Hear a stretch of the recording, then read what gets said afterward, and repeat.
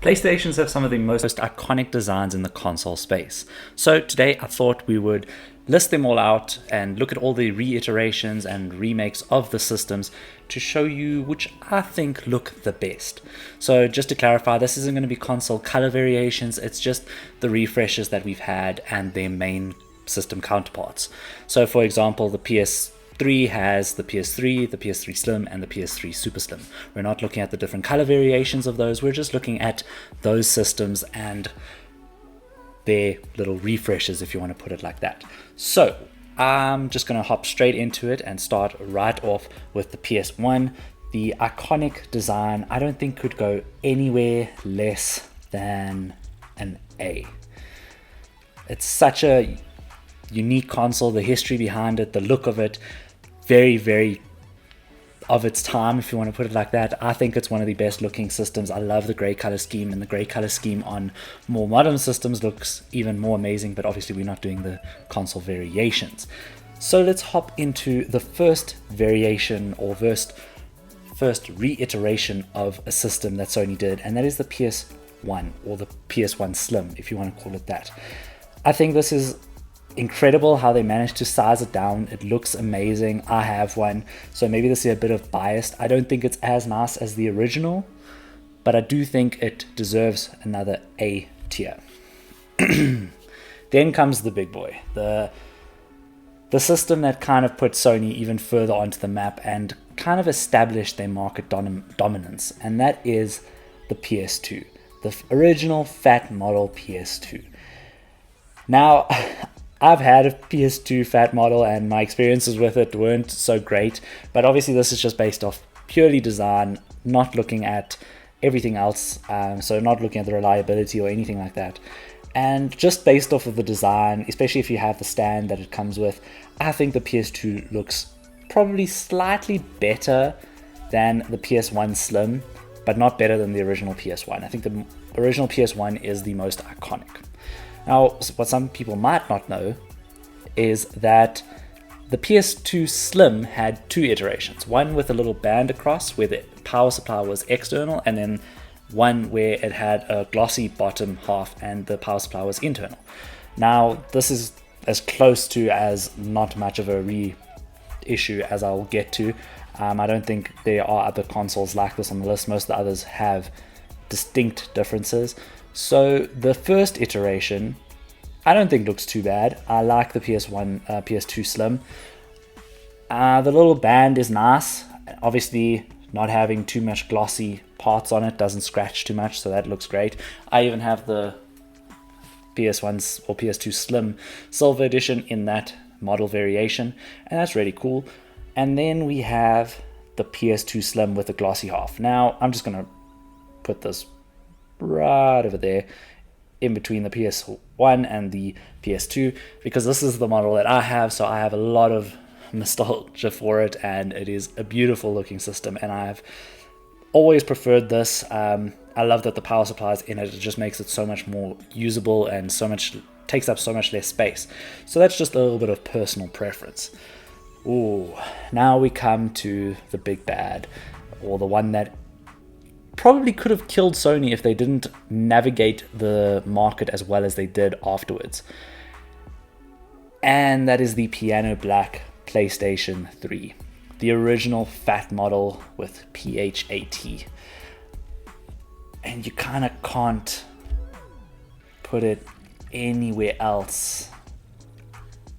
I think the design speaks for itself. It's one of the best looking systems ever. That is going to be our first S tier. It's a beautiful system. I'm not taking into account the reliability. I'm not taking into account all the issues that obviously the system has. I'm just looking at it, and as a looker, it's probably one of the best, if not the best. That'll be for future me to decide in like 2 minutes. But it's a very beautiful console, obviously with the Spider-Man print. I don't know what the Spider-Man print is called. It just looked so unique. So I think it definitely deserves to be at least an S tier. And you guys are more than welcome to disagree with me in the comments. Make sure you comment your list. Tell me what your favorite design is.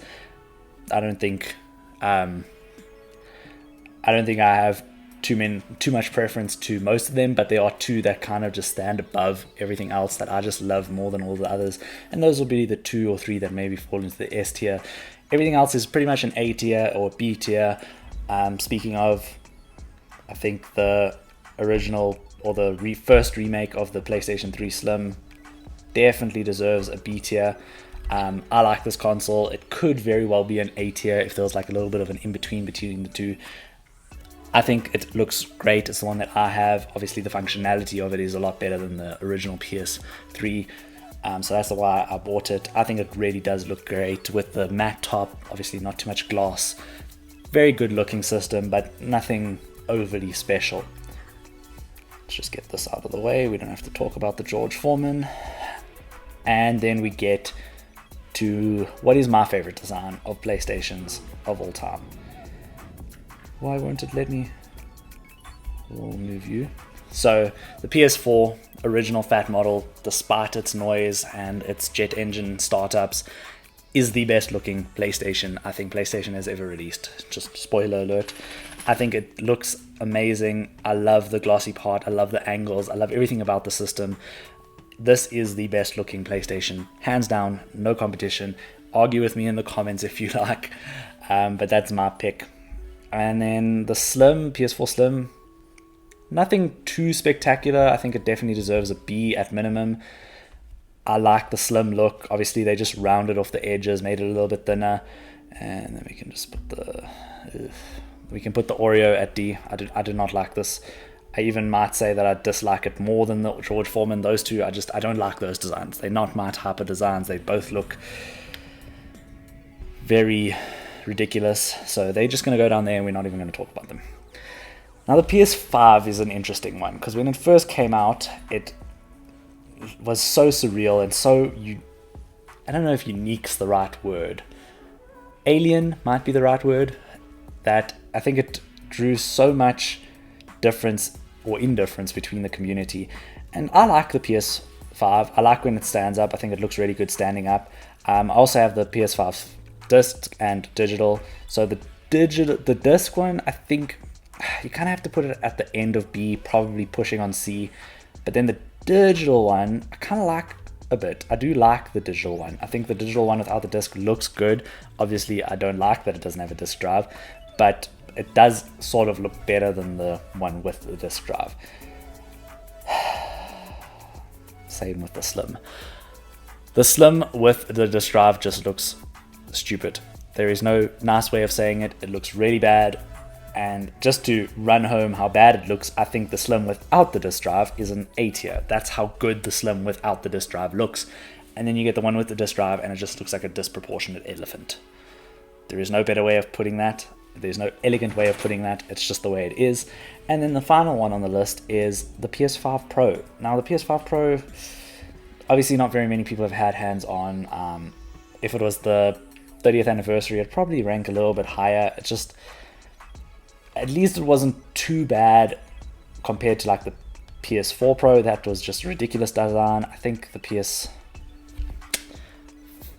I think it just needs to be a B tier right at the end. Nothing super special about it. I think it's just an extended PS4 or PS5 Slim. Obviously, if it had the disc drive on, probably be right down at D tier again, but without the disc drive, as it ships, Sony, why are you doing this to us? I think it definitely fits in at a B tier. Nothing overly unique in difference between the Slim and the Pro, so that's where it's going to end. So that basically is my tier list. This is how I would rate the systems on looks, just looks, not performance, not games, nothing anything like that. It's just purely based off of the looks.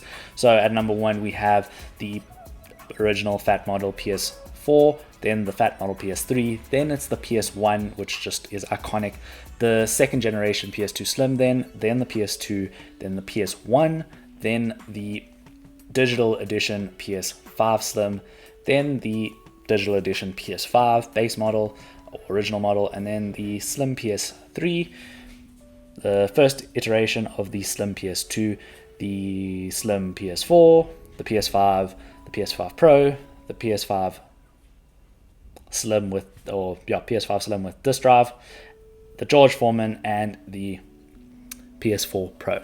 Let me know what your guys' lists are in the comments below. I'm hoping that you didn't hear too much of the storm in the background. And yeah, I will check you guys next week for another video. Cheers.